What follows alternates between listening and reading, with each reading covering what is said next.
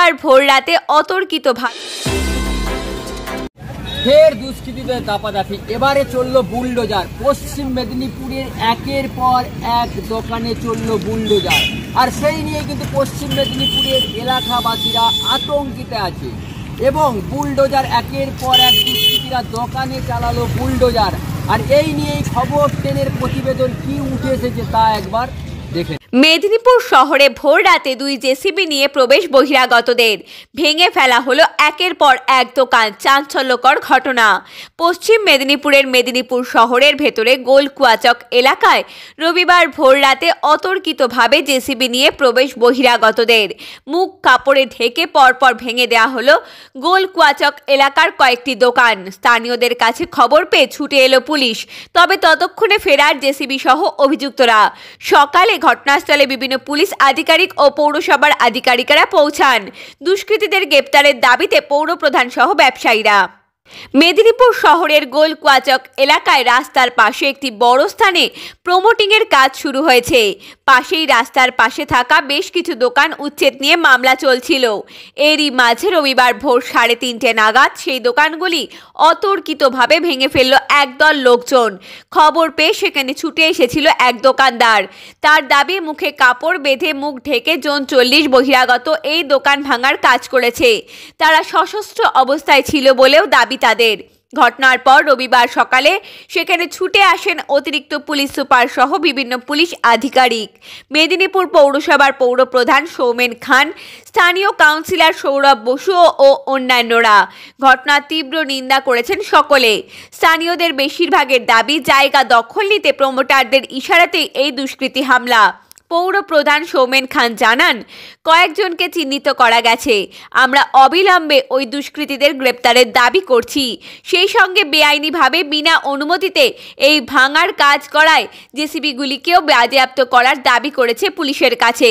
ঘটনার জেরে প্রমোটারদের তাণ্ডব নিয়ে ক্ষোভ তৈরি হয়েছে স্থানীয়দের মধ্যে।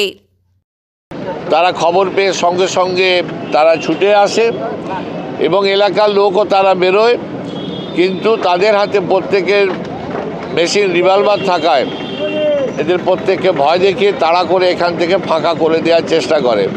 কিন্তু যখন লোকের সংখ্যা বাড়ে, প্রতিরোধের সংখ্যা বাড়ে, তখন এরা রিভলভার থেকে কিছু দোকান ভেঙে, প্রায় 6টা-7টা দোকান ভাঙার ওদের পরিকল্পনা ছিল।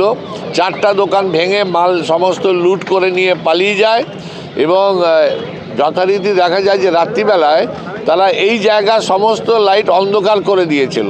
মানে একটা পরিকল্পিতভাবে এই জায়গাগুলোকে দখল করার একটা চেষ্টা করছে।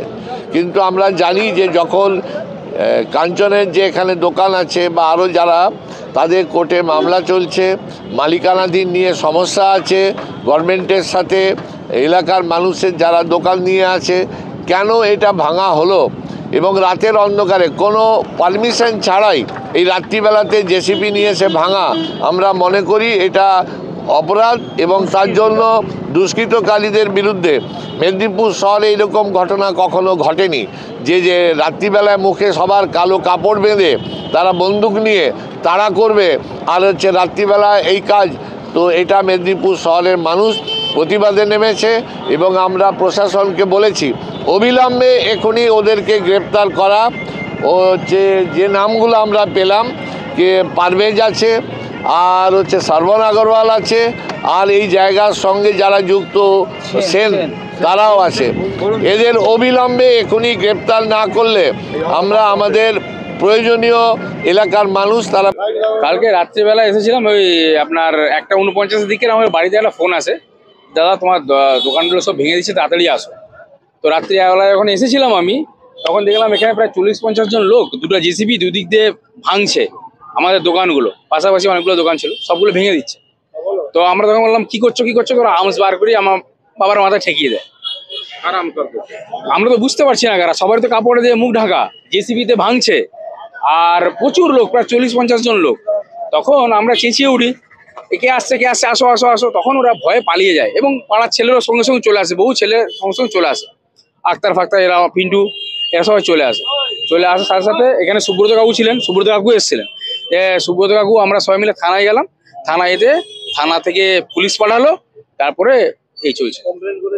কমপ্লেন চলছে, এফআইআর হচ্ছে। কি মনে হয় লোকগুলো কোথাকার কথা বলছিল? লোকগুলো হিন্দি ভাষীও আছে, বাংলা ভাষীও আছে, মিক্স আছে। হ্যাঁ, 2013 সালে একবার ধমকি এসেছিল, কিন্তু সেটা একদম মাইনর, এতটা বড় বড় ধমকি আসেনি। কি মনে হয় কারা করছে এটা? এটা প্রমোটারই মনে হয়, প্রমোটারই রাজ। প্রমোটাররা কোনো কাউকে থ্রেট করেছে তোমার? না না না, এখনো উঠে যাওয়ার জন্য 2013 সালে একবার করেছিল। ওরাই করেছে? হ্যাঁ, যারা করেছিল তারাই? একবার করেছিল। হ্যাঁ, কি মনে হচ্ছে ওরাই করছে? হতে পারে।